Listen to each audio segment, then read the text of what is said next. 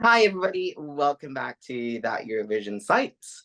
As you can see, we're still continuing on with our recaps. And today I am joined by the lovely Daniel from OGAE Sweden. And today we are going to talk about, if you guessed it already, Melodifestivalen 2023.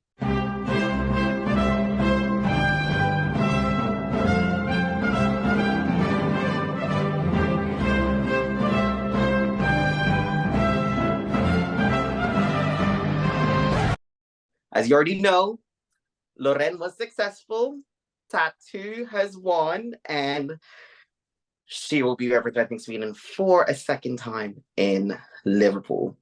If you don't already know, Loreen obviously won with 177 points. And then Marcus and Martinez came second with 138.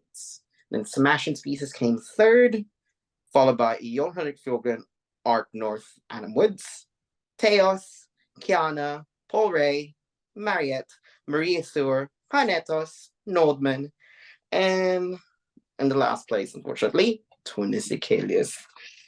Dan, I wanted to start with you and just ask, what were your thoughts of the final overall this year? I think the show itself, it was probably one of the better ones this year, like of the six Melfest shows, that is. I think the script this year has been pretty lackluster, but it was improved for the final. But the whole show was let down by the running order, by the obvious favoritism of Loreen. Like, Loreen was my winner, obviously, but it was just SVT could have made it a little less obvious, maybe, that they wanted Loreen to win. So yeah, the running order. And speaking of the running order and the closer, Paul Ray, I think it's remarkable how he came seventh with only one televote. How he came top three with the juries is I don't know, but it was interesting for sure.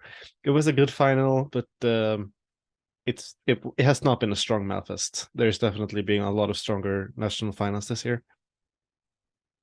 I think for me, if you don't already follow me on Twitter, spoiler alert, Loreen was my winner, and God, my grin on my face in the front row when she got the 85 points from the televote. Like, my scream was like, you can hear it in the arena in itself. Um, the show itself, it's it's obvious that the best songs were definitely whittled down.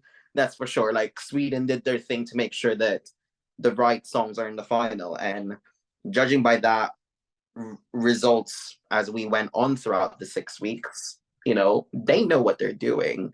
But as you can say, the running order could have been a bit better. I'm surprised that Tony Sekelius came last. That was my biggest shocker, just because of the fact that she didn't even end up last on either. Like, I know there's that 5 point thing, but like, still, like, when I asked her about it after the show, she's like, I don't know. Like, she was very shocked about that, but someone's gonna come last, and she took it like a good sport and even joked about it on TikTok, which is like, oh, I don't want to compete because Lorenzo. It's like, don't be ridiculous. Everybody wants this. But yeah, a good result for me. But my question is to you, like, looking at the breakdown, it wasn't such a runaway, wasn't it? Don't you think?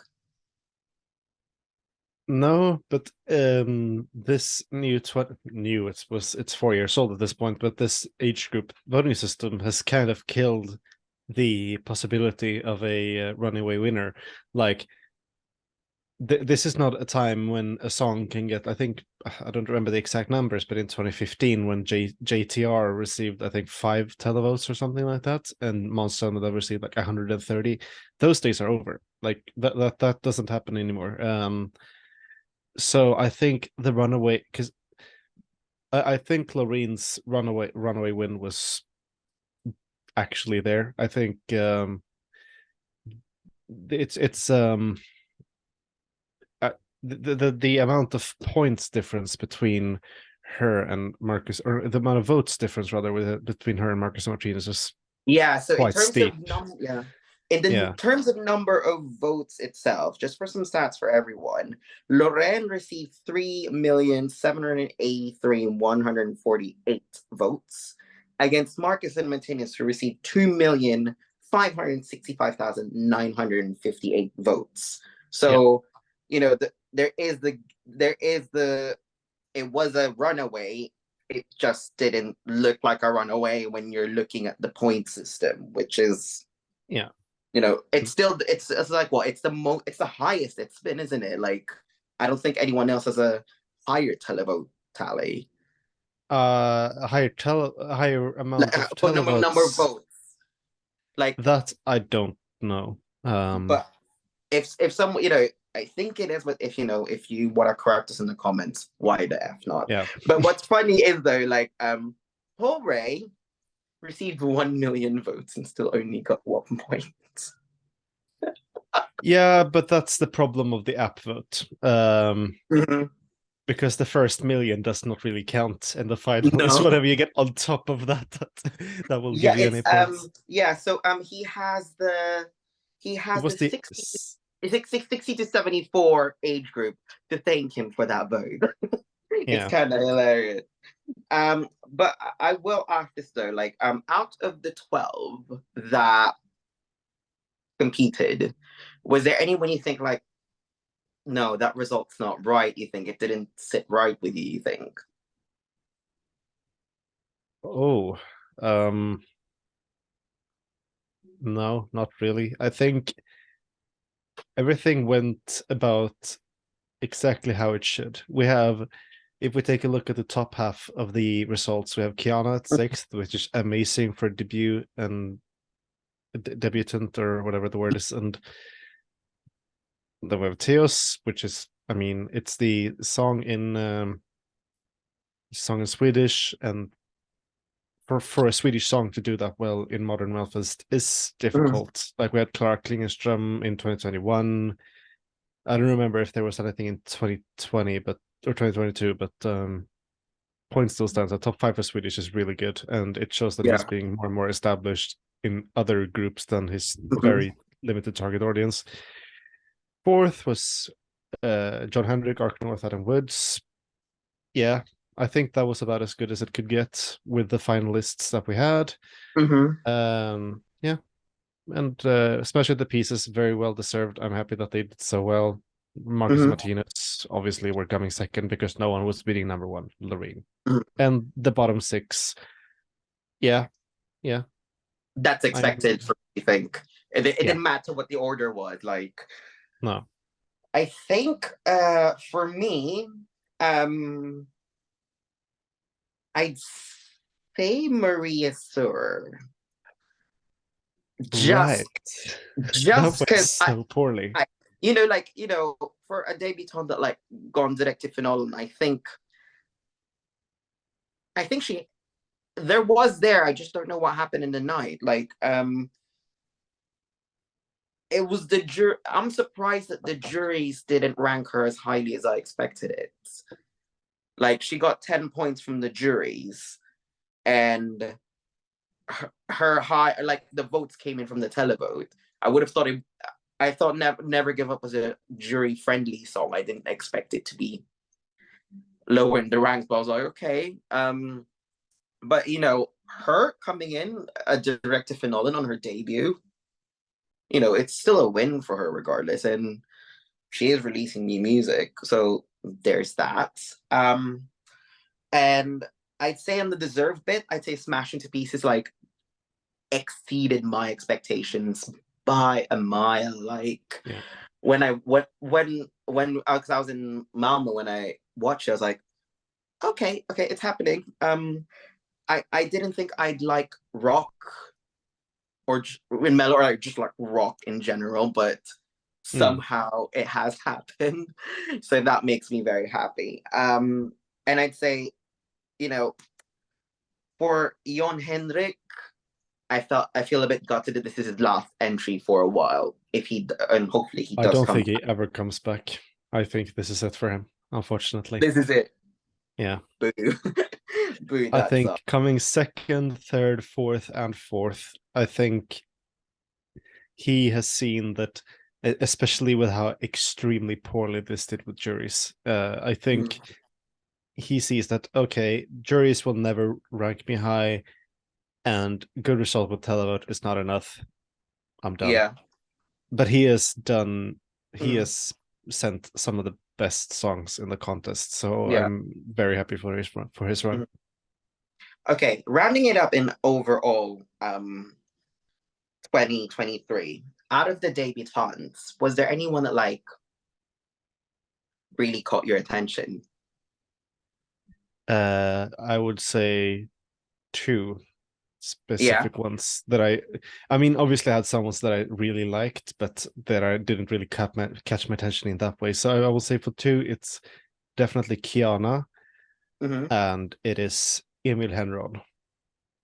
Because that guy is such a charismatic performer. If you were at this weekend or have seen videos, you will know exactly what I'm talking about. He managed to perform his Melfest entry 3 times in a row, and it was worked equally well every single time. So no, I think, yeah, my camera's dying. Okay, nice. But he needs to come back either as a host next year or with a party song again, because yeah. Yeah, but like I think for me, one of them's Kiana, definitely. The other one, and I was surprised about this as well. Ida Lova.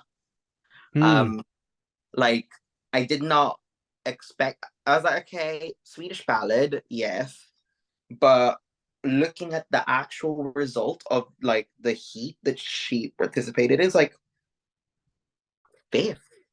Like I was just speechless. Okay, I thought that she was gonna come dead last, just because like you see like on Mello that's like very anti-Swedish stance, so like putting Swedish songs through, and then you know for her to do that on like first attempt, I really hope she comes back. And Kiana, like I don't need to say anymore. Like the amount of times I've talked to her, she has just been bubbly and a ray of sunshine, and like that girl will go far. Like I really hope she comes back, because she deserves it like so much. No, she's a potential Melfest winner, definitely, with the right song. Okay, and one final question for you is, well, one of the last couple of questions. Like, you know, because we both watched this for 6 weeks. Like, what do you I don't know want? how we did it. Yeah, with all the fucking national finals. What would you want SBT to change for next year, you think? I mean, I know not going to happen, but like just an offshoot. Like, what do you think they can improve on from this year? Because I'm feeling like I know there's something, but like, I mean, I'm always kind of like lost at it. Yeah, I don't know why. There's definitely one thing that I would like to do, but they're never going to do it, unfortunately. I would like the songs to be like reduced. There's been too much filler. Like SVT have been way too how do I say this without sounding rude? They've been very kind about letting previous entrants in with songs that I don't think should have qualified to get into Melfest, when there is submissions by new artists, up and coming artists that never get the chance. I think that we should reduce the whole entirety of Melfest to 2 semifinals and a final with 10 songs in it. So like maybe 16 songs in total, where 5 qualify from each semifinal, because that would mean SVT would have to they would need to be a lot more strict about the songs that they're actually letting through. And if they're going to gamble on something, maybe they'll gamble on a new artist instead of a returnee with a song that won't win anyway. It sounds harsh, but I think we should actually, because I think this year especially has been a bit too, it was a bit too kind. It was really geared. Like it was very obvious from the outset that who they wanted to send. Like they just had to make it and for the ones that they picked, it seems like they had to make it difficult for them to like, give Loreen like the pimp, like give the pimp slot to Loreen at the very end and give her the number 10 spot in the final, which everyone looks at. What spot? Number 10. Okay, perfect. Like, okay, like it's already been signed and sealed. But to round this up, my question to you is like I already know what your answer is gonna be. What do you think of her chances are in Liverpool? I think that Eurovision Song Contest 2023 is between two women with amazing voices. It is either going to be Loreen or Blanca Paloma. And I would say 90% sure that we are going to Stockholm in 2024. That's my what would you say, it's overconfidence in Sweden.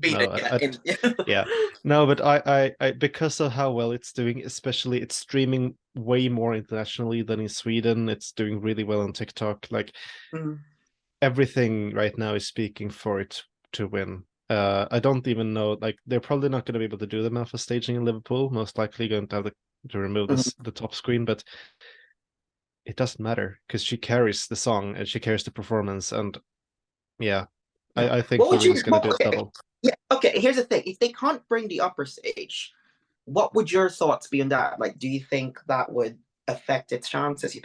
Like, I know you said, like, she carries it. Like, how would you envision it that she does it without the top bit, you think?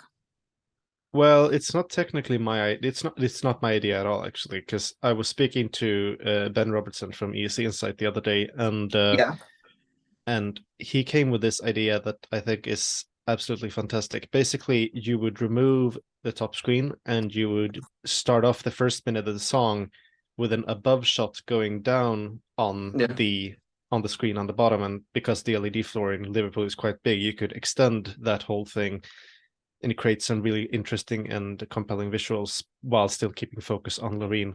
And I mean, Loreen knows how to sing lying down, so that's not going to be an issue. And then, I mean, they'll figure something out. And they could keep close-ups on her instead, because she's the whole show anyway. Yeah. And the nails. And the nails. Let's hope they don't break. Yeah, and my thing for you is OGAE Sweden ready for everything you're gonna have to do in 2024.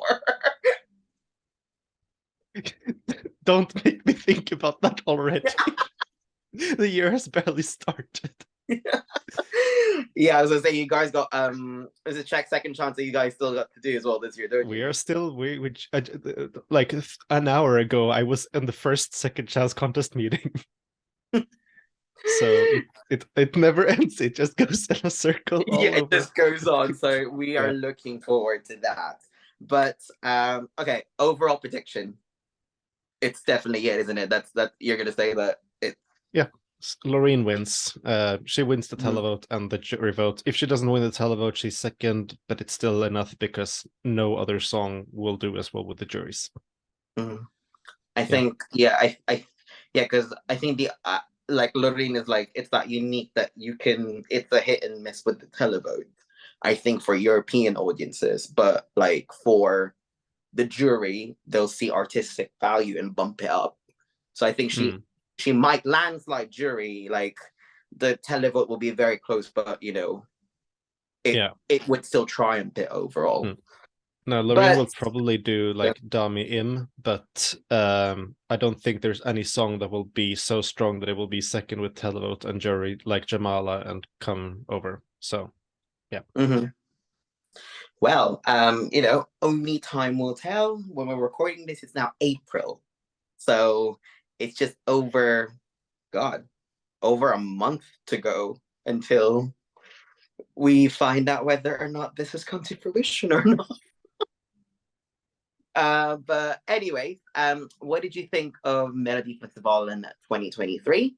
Let us know in the comments. If you've listened to this via that Eurovision podcast, Don't forget to follow the podcast at That Year Podcast and That Eurovision site at That Year site on social media networks. Also follow the OGA Sweden socials. Take it away, Dan. Yeah, please follow on Instagram at Melodifestivalklubben, same name on Facebook, and we post things on melodifestivalklubben.se. So that's what we do. All right then, and all I'm going to say is to Sweden, lycka till and tack så mycket for the past 6 weeks of Melodifestivalen.